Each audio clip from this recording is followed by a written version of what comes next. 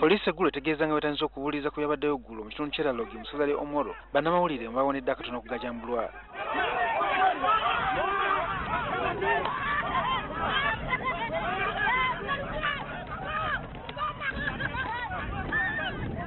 Aba FDC bategeezezza olunaku lw'eggulo nga babadde balina okukuba olukuŋŋaana mu kitundu kino kyokka ne basanga abawagizi b'omubaka wa Paalamenti w'ekitundu kino era nga mmika wa Sipiika Jacob Oulanyah.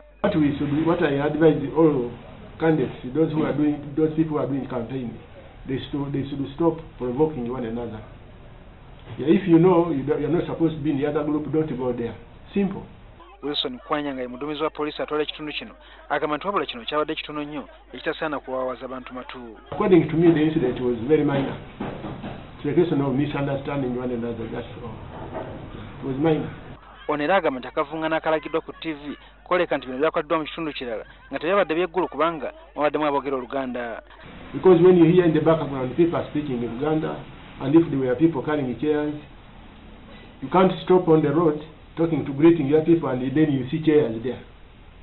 There was no organized meeting. Bannamawulire omwabadde n'abaffe bakozesezza olulimi Oluganda mu kwetegula ekibambulira ekyabadde kiwagwiridde. Wait, bofura weyimirira jenga alwayimirira. No. Zekana itawo pana dabera mwa namawuliro jakudduka mumanyi. This jingo has no contact. Yimirira jingo gana mutisa. Kwanya agamba nti omumyuka wa Sipiika Jacob Oulanyah yabadde takuba campaign wabula ng'ayita mu kitundu kye abantu n'abamimiriza okumubuuzaako. And while he was greeting them, talking to his people briefly, because he was still in his vehicle, near his vehicle, then a group of team, a campaign team, they had organized another place, not at the same place, but somewhere a little bit far from that point. Ono n'okukanyuga amayinja akutadde ku bawagizi ba Besigye. Those of FDC were stoning those of movement who were talking to Honorable M. That is the Oulanyah.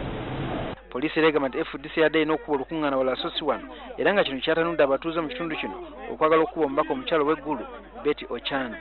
You know the law very well. You know the law very well. Don't hold it. This is a woman. Don't hold her. Good enough. The Honorable MP Oulanyah had his escorts, the police.